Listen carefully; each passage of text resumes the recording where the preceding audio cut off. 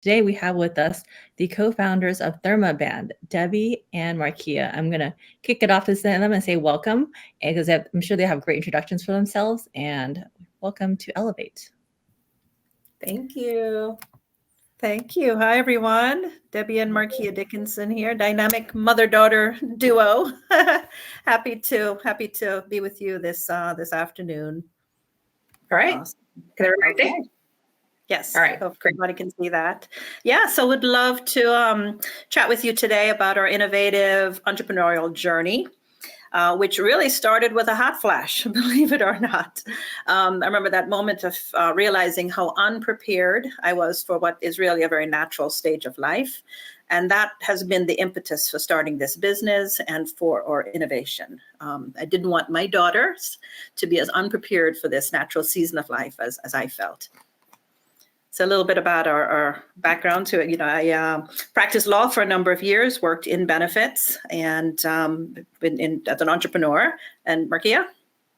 Yeah, and I worked in supply chain and manufacturing for consumer goods company Unilever. And then we actually were able to incubate the business while I was getting my MBA at Yale. Excellent. So, just in a nutshell, like puberty, every woman will experience menopause. It's a very natural evolution of our reproductive cycle, yet we're so unprepared and, so little conversation. So we've been part of the movement to really, normalize and destigmatize, because many women say, I'm not there yet, without realizing that, menopause can start as early as in our 30s and 40s and really last for the rest of our lives. So just a little bit. So this I'm not there yet tends to be a misnomer. Markea, next slide. Okay, so just as a quick nutshell, what we've done is try to destigmatize and normalize menopause and women's health, open and active conversations about women's health, and mobilize. So really created a community and joined a number of other communities as well. But we have a community, 70,000+ strong women talking about health and wellness. Educate, share information, learn as much as we can, because that's so important, and really a platform for us to innovate. As dynamic women, as we all are, we can create the solutions that we wish to see, because our vision and our voice really matters. So just a quick background here, not going to spend too much time. Over 1 billion women are in menopause, and we're tackling hot flashes and night sweats, or what's called thermal dysregulation. But the fact of the matter is that it significantly impacts our quality of life and health and economic outcomes. And very few of us receive the type of information system or assistance that we need. So we have to be advocates. Again, quick background, perimenopause. That's, the years leading up to menopause varies greatly in terms of what that is. Menopause is actually the single day that we've gone without our period for a full year. Believe it or not, the technical definition of menopause is that one day. And then everything after that is postmenopause, rest of our lives. Lots of symptoms and things that can occur. So at the end of the day, we just want to know what that is. So next screen shares that, there are 34 symptoms that we recognize in the US, 48 in the UK.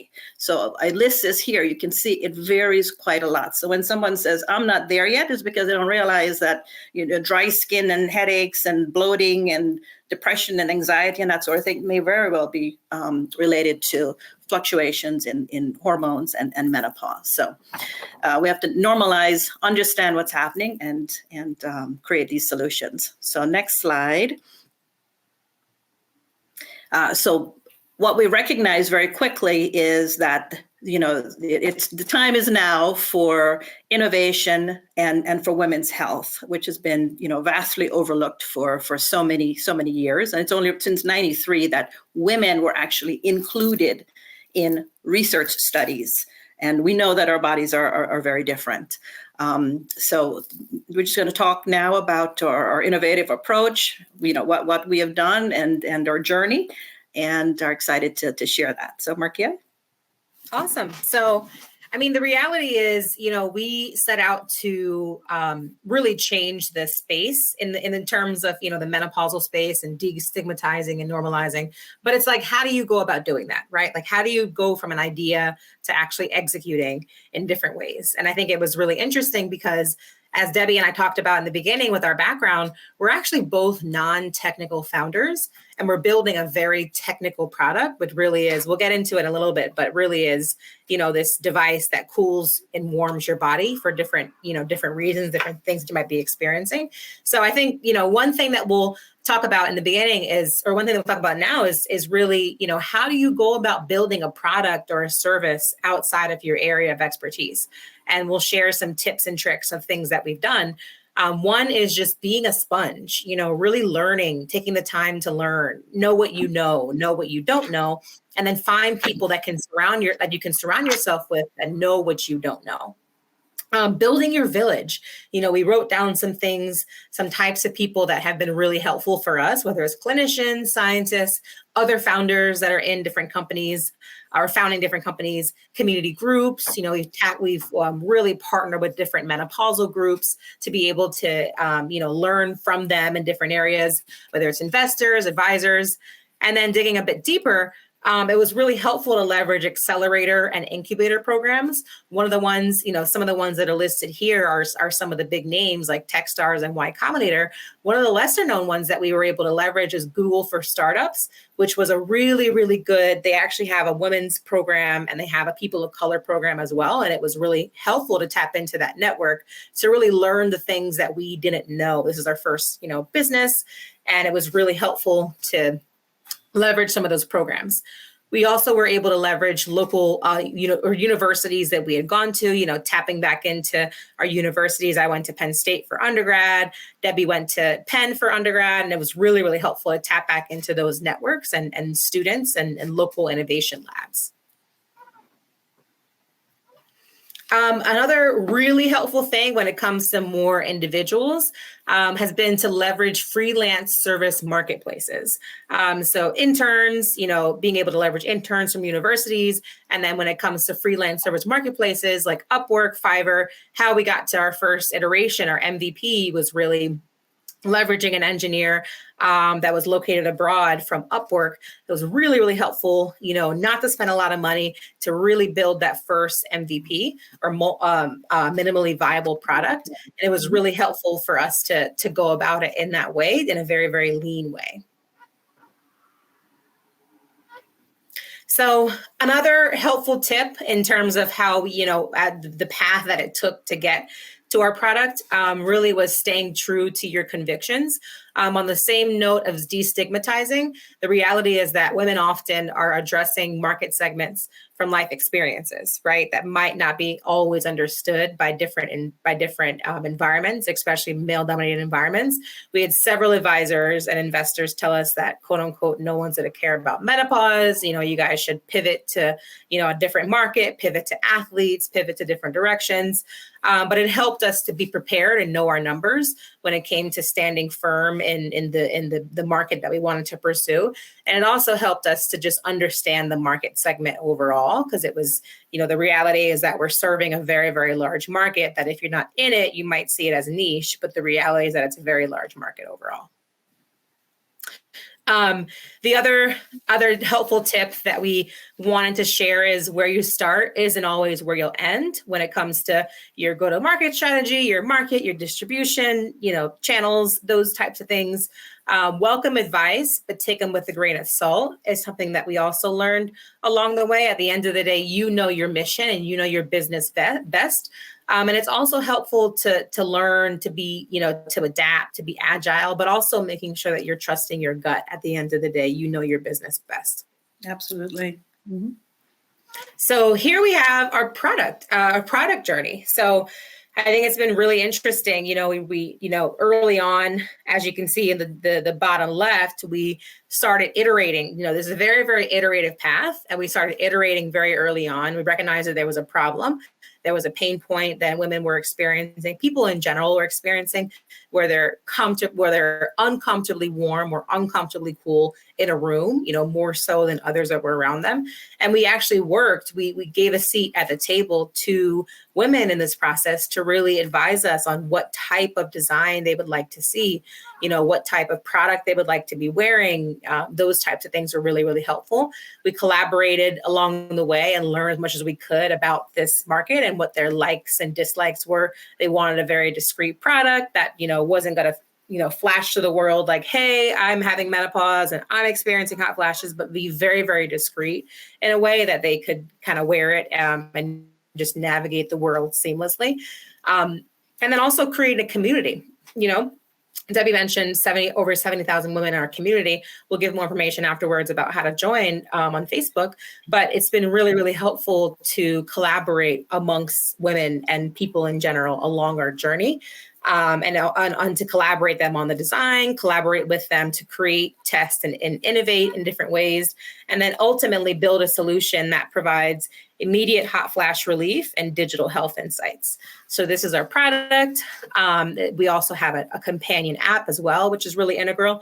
And we created a wearable that offers, as I mentioned, hot flash relief and health insights, but also a digital health app as well. So it's still a work in progress, but we have stayed true to our convictions that the menopause market is a market worth serving. And we believe that, like we can collaborate and create innovative solutions to help change the world. Thank you. We welcome any questions. Yeah, lots of engagement in the chat, which is exciting. So folks are saying, my mom had early menopause, so this topic is definitely top of mind for me. Yes, we've chatted with several women that have experienced that as well. Debbie, would you like to address that question? Could you please share the accompanying app for your product?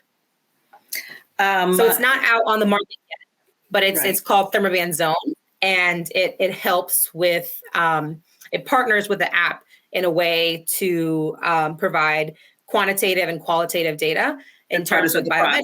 Yes. And about the product. So exactly. So you wear it with the wearable, and it provides, blood pressure, heart rate, those types of things, and really helpful in understanding your body as you're kind of going through this. Yeah, somebody mentioned that never connected increase in allergies to menopause. And we could actually put up the slide on the 34 symptoms, because it's often, a surprise for folks. It's like there's so many different things that could be happening with their bodies, and it's so important to check in with your physician. But just knowing that there could be a correlation with these things is very important. And again, my journey, realizing how unprepared I was and how much I didn't know, really motivated us to create a community and to start having these conversations. And it's really through conversing with other women and realizing how the ingenuity of recognizing that just a cool sensation really helped during a hot flash. So some women were putting their hands on granite countertops, standing on a cold floor, hands in running cold water, head in the freezer, gel packs, all these different things. It's like, wait, there's a commonality here. We recognize that a cool sensation during a hot flash works. Why is that? Connect with scientists and physicians and recognizing that the science of thermoregulation and how that works. And then, what is it that the market needs? And we recognize two things. One is relief, and the other was insights, so we can advocate for ourselves and really enhance and elevate our standard of care. So we're looking at those two aspects with the. So we got a question here. What does the wearable actually do? Is it data? Is it somehow cooling or warming? Great question. So the wearable actually cools and or warms your body. So you literally wear it on your wrist. Debbie might be actually wearing it. Wear it on your wrist, and it cools on the inner wrist. So it kind of connects with the pulse point on your inner wrist to provide cooling and warming relief. And we can connect. You can send us an email, founders@mythermoband.com. We have had testers, beta testers, and early adopters. So happy to connect with those who might be interested. So highlight an experience or challenge that we overcame in the innovation process. Oh my goodness, where do we start? There's so many. So it's Fundraising, huge, right? So did, move very scrappily, friends and family around, bootstrapping. So money and having what you need at each juncture. So got to move in a very agile way. So that's ongoing, and we've overcome that in different ways along the way, including friends and family around and grants and that sort of thing, different funding options. Others is, trying to get the resources that are needed. So Markea mentioned Upwork and Fiverr. So at different junctures, how do you find the talent? So, leveraging different communities, other founders, technological iLabs, whether it's local iLabs or through universities. So talent, access to the engineers that we need. So how to find a company to develop the product, to help us design the product, to manufacture. So those types of challenges. And we had a manufacturer actually pull out of an engagement. So that, was very challenging. So, scrambled to find others. So we've had a number of challenges along the way. So it's resilience. It's, being super committed. It's recognizing that it's par for the course. It tends to be somewhat thankless. So you have to be very committed to what you're doing and purpose, so you kind of ride through those tumultuous times. But yeah, lots of challenges that we've overcome along the way. Thank you for sharing your entrepreneurial journey with us. It was super inspiring to hear you tackling and showing us how you've innovated. I look forward to joining the community. Thank you for sharing. That's on Facebook, so now I can look for it. Excellent. And yeah, we will continue to hopefully hear about how your company is evolving and growing and how we can support. So looking forward to hearing good news and bad from the Therma band journey. So thank you so much for sharing at Elevate. Thanks for having us. Thank It's you. been a pleasure. Take care. Bye, everyone.